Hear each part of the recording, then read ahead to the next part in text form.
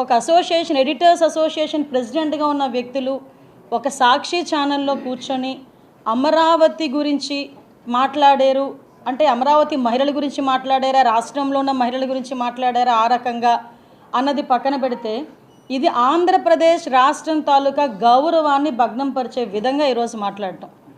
నేను ఎందుకు ఈ మాట చాలా క్లియర్గా చెప్తున్నానంటే ఈరోజు సాక్షి పేపర్ ఎవరిదో మనందరికీ తెలుసు. సాక్షాత్తు ఎక్స్ సీఎం నా పులివెందుల ఎమ్మెల్యే జగన్మోహన్ రెడ్డి గారు వాళ్ళ భార్య భారతిరెడ్డి గారిది. సో అక్కడ కూర్చొని అమరావతి గురించి అలాంటి మాటలు మాట్లాడడం నాకు తెలిసి వైసీపీ వాళ్ళు కూడా హర్షించకూడదు, వాళ్ళు కూడా ఎట్టి పరిస్థితులను యాక్సెప్ట్ చేయకూడదు. ఇది ఇంకొకటి ఏంటంటే అమరావతి అంటేనే జగన్మోహన్ రెడ్డికి ఒక రకమైన అక్కసు.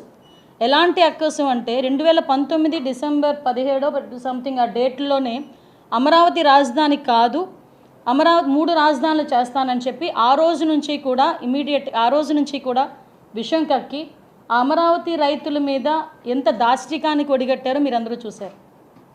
చాలామంది మహిళా రైతులు అమరావతి గురించి మాట్లాడేటప్పుడు ఇప్పుడు మండలి మన బొత్స సత్యనారాయణ గారు ఆయన ఆ రోజు అదొక శ్మశానం అని మాట్లాడిన సందర్భాన్ని కూడా ఈరోజు గుర్తు చేయాలి.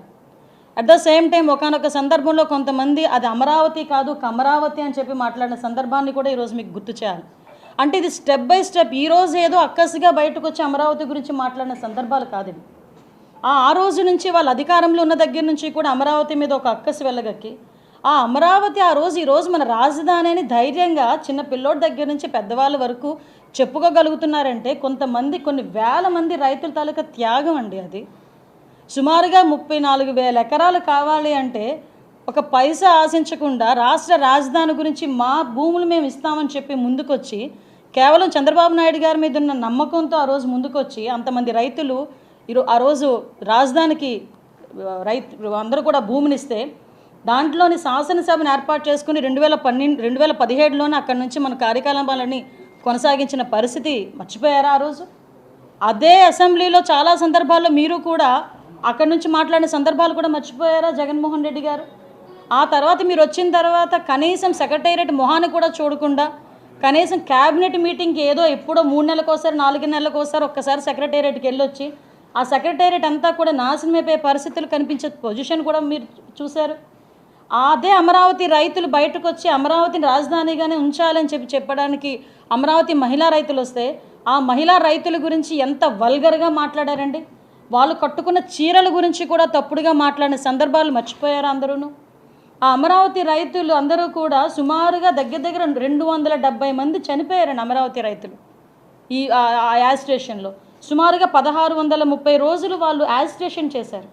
ఇది కాక న్యాయస్థానం నుంచి దేవస్థానం అని చెప్పి అమరావతి నుంచి మన తిరుపతికి పాదయాత్ర చేశారు. 45 రోజుల పాటు పాదయాత్ర చేశారు. ఆ పాదయాత్ర చేసిన టైంలో ఎంతమంది ఎన్ని అడ్డంకులు సృష్టించారు.